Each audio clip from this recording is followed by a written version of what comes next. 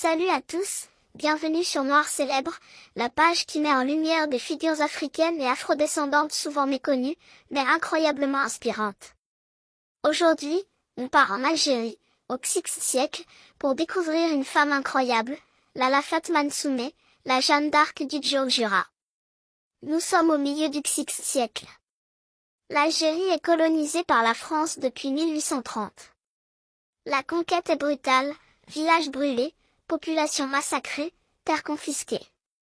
Face à cette violence, plusieurs figures de résistance émergent, mais peu de femmes y tiennent un rôle de premier plan, sauf Lalla Fatma Nsoumé. Elle naît vers 1830 à Ouarja, un petit village de Kabylie, sous le nom de Fatma Sid Ahmed. Très jeune, elle se démarque par son intelligence et sa piété. Refusant un mariage arrangé, elle choisit de se consacrer à l'éducation religieuse et devient une marabout respectée. D'où son surnom. Lalla, un titre honorifique, et Nsoumé, en référence au village où elle s'installe. Mais Lalla Fatma n'est pas seulement une femme pieuse. Elle est surtout une meneuse. Dès 1854, elle rassemble les tribus kabyles pour résister à l'armée française.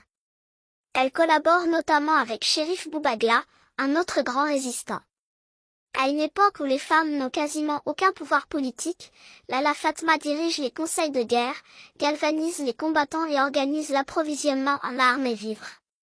Elle participe à plusieurs batailles importantes, dont celle d'Ishériden en 1854, où les troupes françaises subissent une lourde défaite.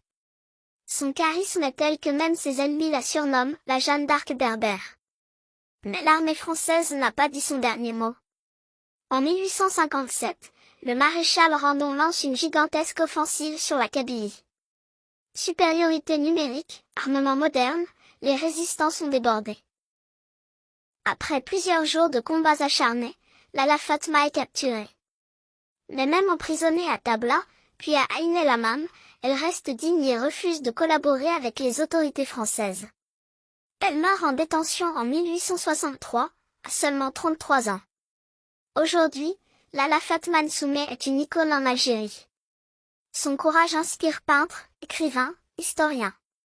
Elle incarne à la fois la lutte anticoloniale, la résistance féminine et l'affirmation d'une identité kabyle. Des écoles, des rues, des statues portent son nom. Mais son histoire reste encore trop peu connue hors d'Algérie, et c'est précisément pour ça qu'on en parle ici, sur Noir Célèbre. Lalla Fatma Nsoumé nous rappelle une chose essentielle, le courage n'a pas de genre. À une époque où les femmes étaient cantonnées à la sphère domestique, elle a levé une armée, défendu son peuple et tenu tête à l'un des plus grands empires coloniaux. À très vite sur Noir Célèbre.